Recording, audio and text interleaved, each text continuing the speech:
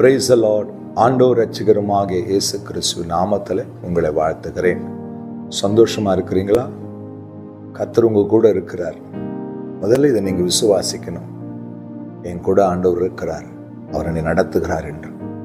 இன்றைக்கு கூட ஒரு தேவனுடைய வார்த்தையை வாசித்து நம்ம தியானித்து ஜெபிக்கலாமா? ஓசியா 11ஆம் அதிகாரம் 3ஆம் வசனம். நான் எப்ராயிமை கைப்பிடித்து நடக்க பழகினேன், ஆனாலும் நான் தங்களை குணமாக்குகிறவர் என்று அறியாமல் போனார்கள். ஆண்டவர் வேதனையோடு வார்த்தையை சொல்றார். எப்ராயிமே, உன்னை கைப்பிடித்து நான் நடக்க பழகினவர், ஆனால் நான் உங்களை குணமாக்குகிறவர் என்பதை நீ அறியாமல் போயிட்டீங்க. அநேக நேரங்களில் நம்மை நடத்தின தேவனை நாம் அறியாமல் போகிறோம். அவர் செய்த நன்மைகளை அறியாமல் போகிறோம். நம்மோடு இருக்கிற தேவனை நாம் அறியாமல் போகிறோம். உங்கள் வாழ்க்கையில் அப்படி நீங்க நடந்திருக்கிறீங்களா?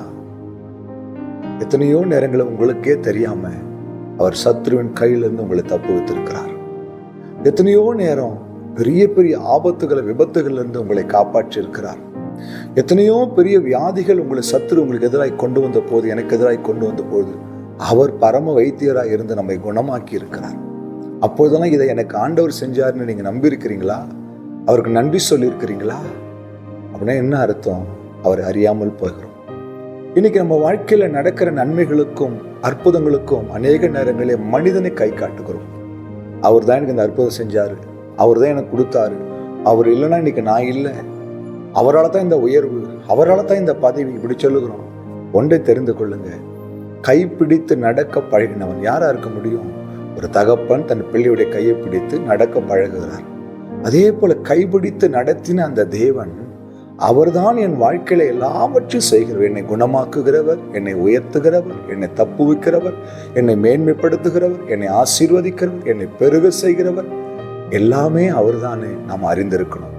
வேதம் சொல்வது, அமர்ந்திருந்து நானே தேவன் என்று அறிந்து கொள்ளுங்கள்.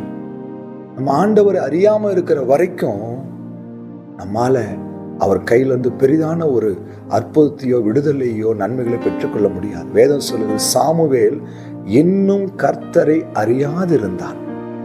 ஆனா அறிந்து கொள்ளுகிற நாட்கள் வரும்பொழுது சாமுவேலோடு கூட ஆண்டவர் பேச ஆரம்பித்தார்.